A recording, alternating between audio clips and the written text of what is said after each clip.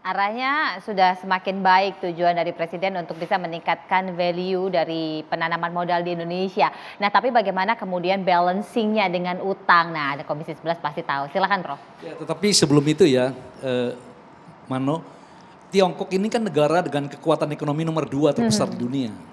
Jadi kurang lebih ukuran ekonominya itu 15 kali Indonesia.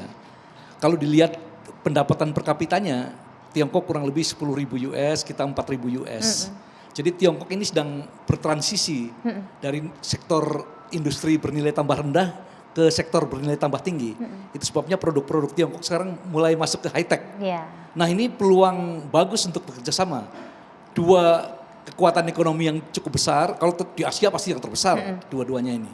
Kemudian ditambah dengan transisi evolusi teknologi yang sedang terjadi, ini kalau betul-betul bagus, arah kedepannya ini dahsyat ini. Dahsyat luar biasa. Itu sebabnya kita mendukung upaya-upaya tadi untuk mengundang investasi yang menciptakan kesempatan kerja, ramah lingkungan, dan teknologinya bisa ditransfer. Yeah. Ya kalau enggak repot kita ya akan menjadi bangsa kulit terus kan. Iya. Gitu. Ya, tapi ada kekhawatiran Pak Antoni tentunya ya, jangan-jangan ini jebakan Batman dalam tanda petik. Nah, kalau catatan Pak Antoni sendiri gimana? Pertama adalah mengenai judulnya ini ya. Ini adalah hati-hati jebakan utang China. Jadi konotasinya adalah tentu saja negatif terhadap uang dari China. Sebetulnya yang dimaksud di sini adalah sebetulnya hidden debt, ya sebetulnya utang yang tersembunyi gitu, maksudnya gitu ya. Nah, memang kalau kita ngelihat dari utang tersembunyi ya konotasinya sebetulnya bukan China yang melakukan jebakan itu, ya kita sendiri pemerintah yang melakukan jebakan itu gitu. Jadi artinya melalui BUMN, melalui hutangnya tidak terikot di dalam official debt to GDP ratio dan sebagainya gitu. Itu pertama. Terus kedua adalah saya rasa memang Indonesia kalau saya ngeliat dari datanya adalah memang udah cukup ya dibilang kritis, cukup rentan lah. Bahwa sekarang ini uang keluar terus ya dari Indonesia itu mengalir keluar, capital outflow. Jadi utang pemerintah ini sudah turun, tadi dikasih lihat dari 2020 itu 206 miliar menjadi 200 miliar, sekarang 188 miliar. Artinya? Nah artinya adalah banyak yang media juga memframing ini, yaitu membilang bahwa utang Indonesia dibayar. Ya, padahal adalah sebetulnya switch itu adalah dibuang oleh asing untuk itu kan yang membeli adalah bukan pemerintah. Jadi kalau kita lihat kalau pemerintah membayar itu tidak benar karena utang pemerintah dari 2019 sampai 2002 hari ini itu menaik terus gitu. Jadi artinya tidak pernah dibayar itu utang. Saya melihatnya adalah kemungkinan itu adalah intervensi dari Bank Indonesia. Kebetulan Bank Indonesia Agustus lalu ya atau yang itu mendapatkan uang dari SDR dari IMF sebesar kurang lebih ekuivalen 6,3 miliar. Nah, apakah sekarang uangnya ini sudah sangat tipis ya untuk intervensi sehingga ini benar-benar kita harus mengandalkan utang dari luar negeri lagi atau apapun itu investasi. Tapi saya mau memberikan ini, kita bicara mengenai utang tapi saya ke investasi ya. Kalau kita lihat investasi kita ini turun terus dari 2019 ke 2020, 2021 itu masih turun gitu dibandingkan 2019 gitu ya. Dan apalagi investasi portfolio itu turun tajam gitu. Nah jadi artinya memang bahwa Indonesia ini di dalam suatu proses yang memang sulit gitu. Bahwa kalau ini kebetulan kita 2020 dan 2021 defisit transaksi berjalan kita kebetulan positif ya menjadi surplus pada 2021 ini. Tetapi begitu ini ada tekanan lagi, harga komoditas turun dan investasi tidak masuk, ini akan menjadi masalah. Kelihatannya bahwa kita lihat investasi ini sangat kabarnya selalu sangat menggembirakan. Kalau kita lihat dari Elon Musk ya berapa kali untuk datang dan sebagainya begitu itu tapi ternyata ya tidak ada kenyataan terus gitu. Yeah. Nah, yang ini diharapkan bahwa kita benar-benar lebih ke realistis gitu ya. Lebih ke realistis bahwa investasi bagaimana dan kedua adalah bahwa utang ini melalui BUMN ini hati-hati karena investasi itu tidak meningkatkan pertumbuhan ekonomi kalau proyeknya adalah rugi. Misalnya proyek yang sekarang sudah dijual ya, tol Kuala Namu, ya itu dijual. Saya tidak tahu itu beredar di masyarakat bahwa ada yang bilang rugi, dijualnya cuma 800 sekian miliar, padahal modalnya 1,5 triliun gitu kan, tapi ada yang bilang untung gitu. Nah, ini DPR perannya, mohon kalau begitu adalah dibikin klarifikasi. Harusnya adalah dimintakan kepada itu bagaimana duduk perkaranya. Begitu juga dengan kereta api cepat gitu. Kenapa bahwa sekarang uang membengkak begitu tetapi tidak ada. Ini kelihatannya DPR nih sekarang menjadi anak penurut ini. Kita coba tanya sama saja. Kita tanya dulu sama Nah, ini yang harus diinikan karena ini kerugiannya kereta cepat ini kenaikannya 2 miliar, Mbak. 2 miliar itu 30% lebih dari yang awal gitu. Dan kita harus disuruh menanggung lagi ya. Bukan udah kita mau menanggung porsi kita. Sekarang ada kabar bahwa diminta cost of run-nya ditanggung oleh Indonesia. Wah, ini bahaya sekali. Demikian, terima kasih. Silakan Prof. Jadi ini tugasnya Prof. Hendrawan ini memang kan DPR sebagai ini pengawas. menjalankan sikap kritis tetapi dalam koridor fatsun politik. Ya, jadi itu sebabnya kami menyampaikan kritik-kritik tersebut tajam sekali dalam forum-forum yang tertutup. Karena apa? Karena kami tidak ingin ada penafsiran yang salah yang beredar di luar. Ini membahayakan, Pak. Karena kan kami juga membutuhkan akurasi data dan mitra-mitra kami minta untuk menyerahkan data yang betul-betul akurat. Yang kalau diberikan kepada publik itu tidak menimbulkan salah tafsir. Seperti tadi. Ada yang mengatakan ini untung, ada yang mengatakan ini rugi.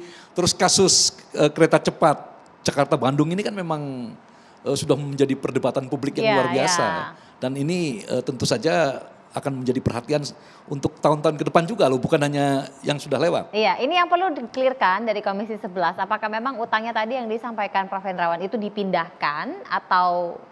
Ya, jadi begini, memang ini dalam mengelola negara ini tidak mudah ya.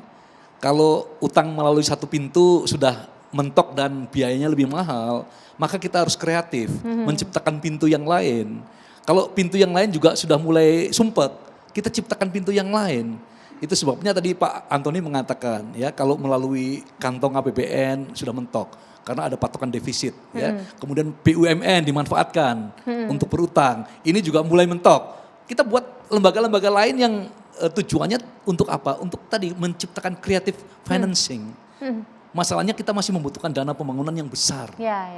Ya Pak Trubus, ini dana pembangunannya butuh besar. Dan tentu saja kalau dari sepengamatan Pak Trubus ada catatan-catatan supaya nanti ke depan tidak kemudian masuk jebakan itu tadi dalam tanda petik.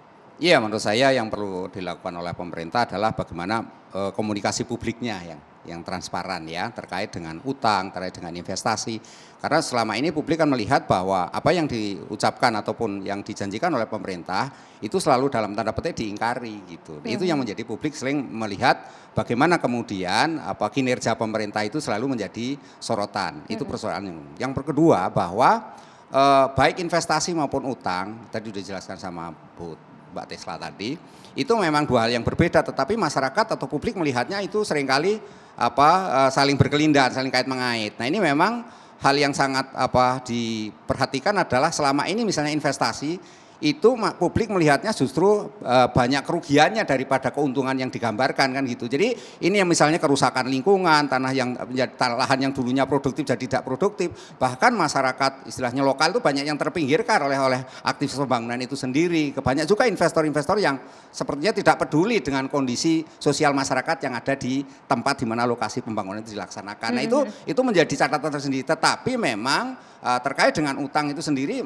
memang jebakan utang, kemudian selama ini publik melihat bahwa pemerintah itu selalu seolah-olah ya utang itu caranya gitu. Jadi nggak ada cara lain ketika menghadapi situasi yang sulit, situasi misalnya kayak resesi sekarang ini dan pembangunan harus jalan, misalnya tentang IKN, tentang kereta api cepat itu harus jalan, itu seperti dipaksakan gitu ya. Dipaksakan padahal harusnya kan menjaga stabilitas ekonomi, stabilitas harga maupun stabilitas nilai rupiah yang harusnya tetap dalam posisi bertahan.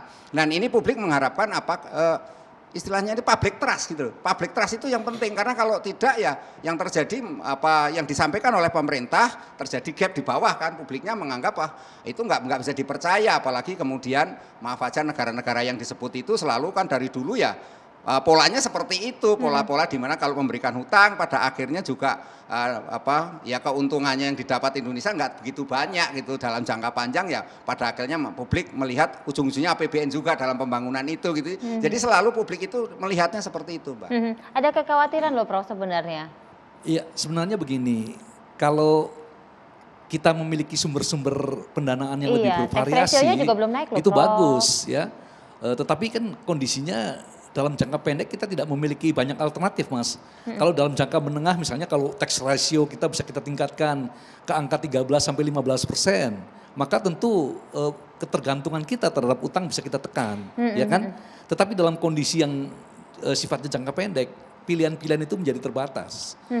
Nah, soal apa yang disampaikan oleh teman-teman, kekhawatiran ini istilah jebakan utang, utang najis, ya, utang yang tidak digunakan secara produktif, utang yang menimbulkan korupsi berlapis-lapis. Ini tentu kita harus perangi. Semua orang sepakat dalam hal itu. Ya, saya sudah berkali-kali mengatakan kalau kita membangun dengan mengandalkan utang, yang istilahnya debt-led development, maka kita seperti pemain ski yang berselancar di atas es yang tipis.